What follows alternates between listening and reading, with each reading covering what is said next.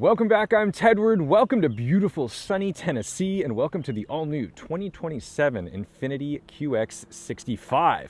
It's powered by a 2-liter variable compression turbo engine powering all 4 wheels. All-wheel drive is standard on every trim level of the QX65, and it makes 268 horsepower, 286 pound-feet of torque, mated to a 9-speed automatic gearbox. No CVT here, thankfully. The style, obviously very athletic. It's got this sport back thing, and one of the things that you'll notice right off the bat, a keen eye will notice the towing hitch with the hookup for the electricals. Holy cow, this thing will tow 6,000 pounds. Not what I expected, but pretty impressive. So it's versatile, it's interesting, but the big thing about the QX65 is this is Infiniti's big announcement of being back. Infiniti, being the Nissan luxury brand, has had slim pickings over recent years, and they've definitely slipped from where they were in the 90s and early 2000s. And if you're looking at this shape and thinking, wow, that reminds me a lot of the FX35, well, you are not wrong. They certainly want to evoke the emotions of a car that completely set the stage for an affordable, reliable, athletic competitor to the Germans. The compromise you make with these sportback designs, though, is space, because your cargo room now has to manage this angle instead of being more like a typical station wagon or hatchback. But if we open this up, we still have a pretty significant amount of space back here. I watched them stack massive bags in this vehicle for basically a family of 4 or 5, and it's pretty impressive. You still get this wonderful cubby back here, which I kind of like, because sometimes you can put some stuff that maybe if it spills or it's unwieldy or whatever, like I do like having a cubby. That's lovely, and you can put this 60-40 split down. And there you go. You're going to get even more stuff in the vehicle. And I like using this for bicycle transportation. I'm a cyclist, and I like being able to put a bike in there because although it looks super cool on the roof, it does impact the coefficient of drag. And if you got to stop somewhere, it puts you at risk for getting stolen. When it's in the vehicle, it's a little bit better. Let me show you under the hood, because this might be the most controversial part of the vehicle. Now, the Nissan Pathfinder platform that this is based on, the Pathfinder gets a V6. The Infiniti gets the VC turbo. So VC is variable compression. This is very complicated and interesting, but what we need to do is appreciate the commitment that Nissan and Infiniti have made to internal combustion engines. While everyone else is going battery electric or hybrid, which may have been the correct choice, Nissan decided, why don't we try to make a more efficient internal combustion engine? So sure, it reduces the complexity in the powertrain because you're not wielding extra motors or batteries, but with variable compression, there's a multi-link setup on the crankshaft and the connecting rods that enables this car to basically change its compression ratio from 8-to-1 to up to, I think, 14-to-1, because a higher compression ratio will be more efficient. However, the complexity of this has resulted in some recalls. Now, those seemingly have been taken care of. It appeared that there were some bearing issues on that multi-link setup, and that was leading to some engine failures. But I think we might be in the clear with that, but I just think that you should do your research and make sure that this is the engine you want. What I am happy about is that for someone who doesn't want batteries, for someone who doesn't want electric motors, for someone who doesn't want a hybrid powertrain, this is still available, and having options is good. And pioneering new technology with the internal combustion engine is absolutely welcomed. But the only downside of this is that it does not quite eke out the MPGs that some of the hybrid brethren or competitors have managed to do. So there's the compromise. Gluing us to the road on a 21-inch wheel, the 21-inch wheel is exclusive to the Autograph trim level, is a 265 section tire all around. It's a Bridgestone Alenza. But if you're looking at the Autograph trim level, it's because you're looking at this incredible interior. So let's get it started up, and then I'll take you on a tour of this interior. So foot on the brake, start stop down here.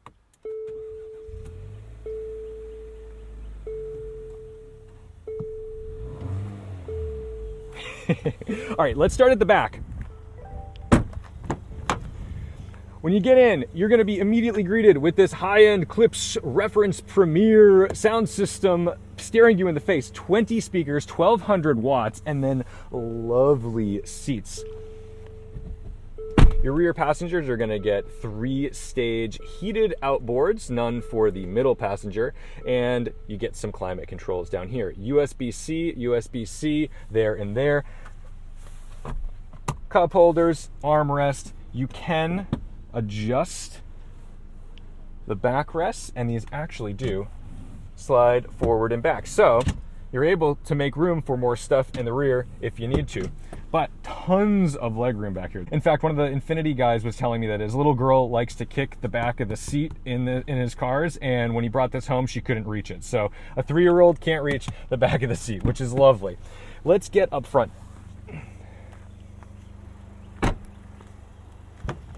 This is where it really shines.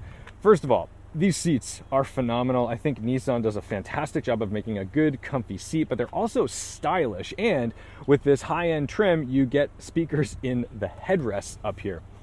Lots of good use of materials. So everything I'm touching is wonderful and leather, and then we have wood trim along here. Sometimes it feels a little extra, and it's interesting because you're looking at some really exquisite materials going throughout this cabin. But what I would like to see is on the screens a little more differentiation in user interface, because I think it could go a long way in making this feel way more premium with a different skin that doesn't resemble the Nissan whatsoever. So that's just my little complaint there. Let's get it out on the road. We've got sunglass holders here, lovely, but I'll probably forget this if I put them in there. I always forget something in these cars. And then wireless charge pad. Now, I am plugged in just because I usually prefer to be plugged in. I still have USB-C here and here, which is lovely. But one of the cool things is I don't like wireless charging because it always makes my phone super hot. This has a magnetic setup where it'll clip your phone there nicely, but it also has a fan to keep your phone cool while it's charging. Speaking of keeping cool, I have my ventilated seats going, which is quite nice. And then down here, into drive, very familiar if you're in the Nissan realm at all. Now, one of the things they have done with this QX65 to make it feel sportier than its QX60 brother is tuned this 9-speed and this throttle to be a little more aggressive. I don't know that it needed that. I felt personally that the QX60 throttle was already pretty aggressive, and I didn't want more. I actually wanted a little less. So I'm curious to see how this is going to feel out here.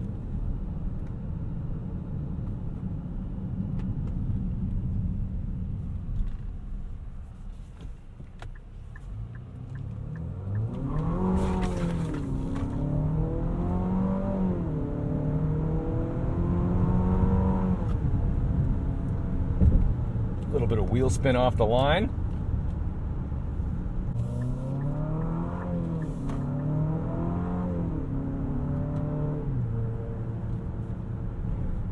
This vehicle is equipped with active noise canceling, so it should be pretty quiet to drive, and that adds to the luxury experience, we hope.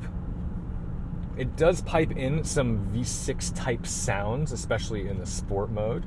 There's the X6, the competitor, much more expensive. I think those start at about $77,000. Not quite the same thing, but similar shape, so we can kind of call them competitors. I'm gonna put this back into auto mode just because I don't need it to hold that gear. I'm kind of happy with the way this goes in auto mode. Beautiful, beautiful day, beautiful roads. Kind of jealous of this guy because he's gonna really get the full experience of these roads on his bike today, but we, unlike him, are completely insulated. The noise canceling setup in this, you can actually hear a little bit of it making some noise here, but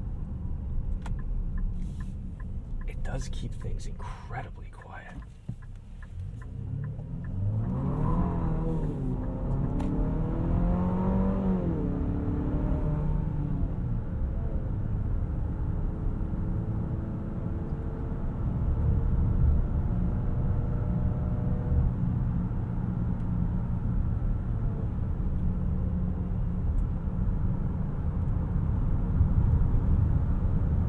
The steering is weighted pretty nicely, but there's not a lot of tactility. I can't feel the granularity of the road, and I think it would go a long way toward confirming this car's apparent athleticism if I could feel that.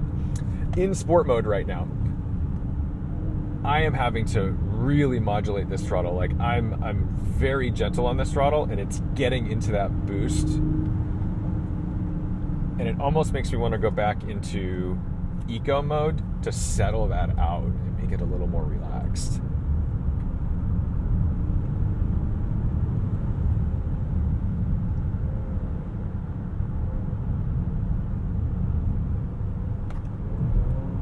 We've got paddle shifters.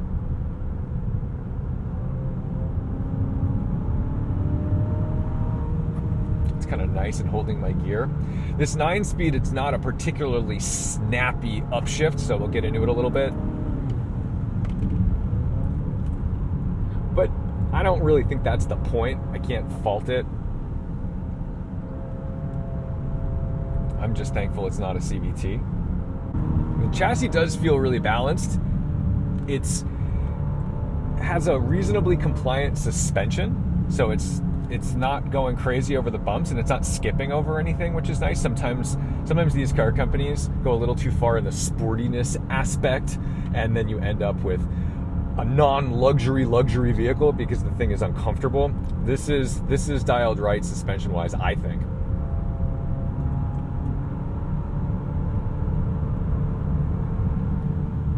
Getting a little bit of noise from here, but my initial driving impressions, it's a little more vague to drive than I was anticipating. I thought its athletic stance was going to mean that it was going to have kind of a tactile, driver-focused feel, and you can definitely get in a rhythm with the car, but it's taken me a moment to find it.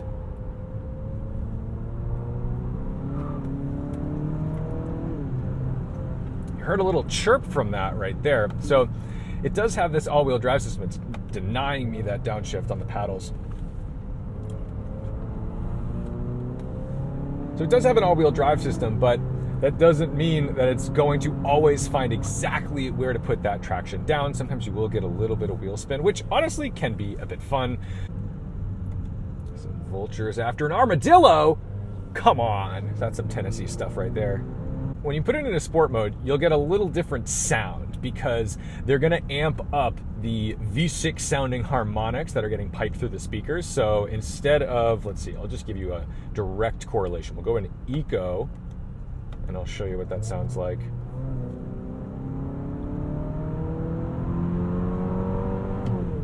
Okay, so that's Eco. We'll do the same thing in sport mode.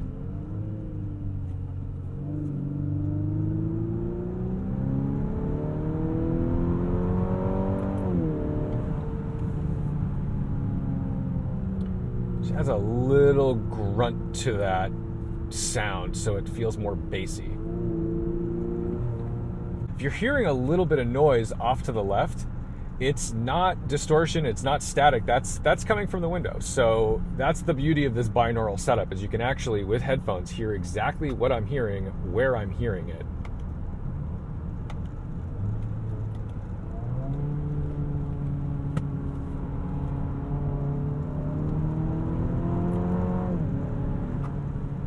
I can prove it to you. So what I'll do is I'll take out my left microphone. I'll put it over here. I'll put it back over here.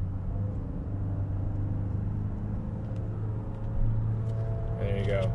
So there's, maybe it's a window seal.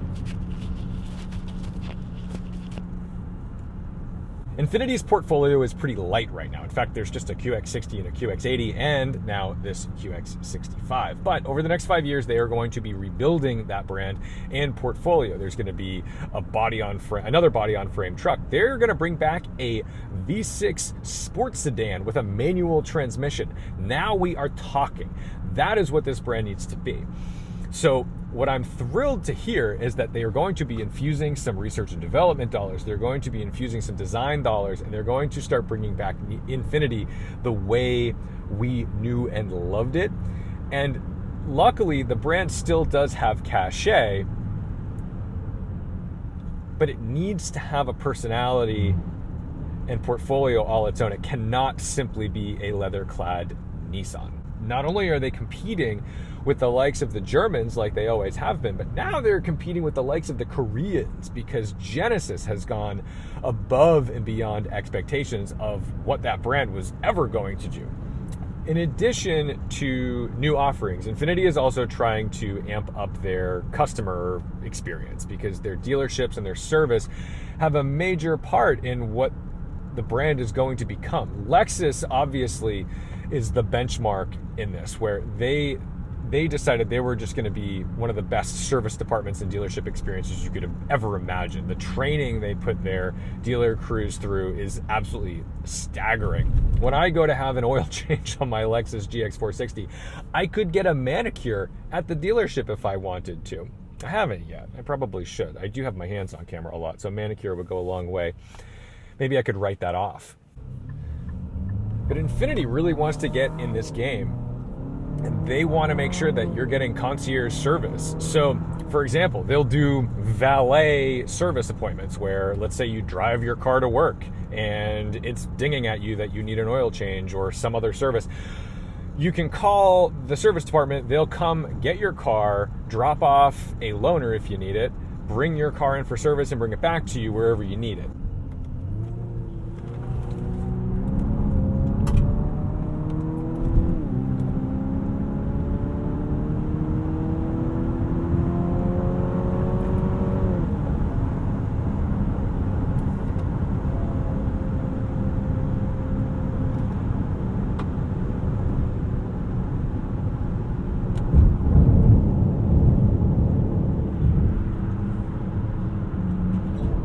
Proper Tennessee sandwich out here between two big rigs and a dump truck.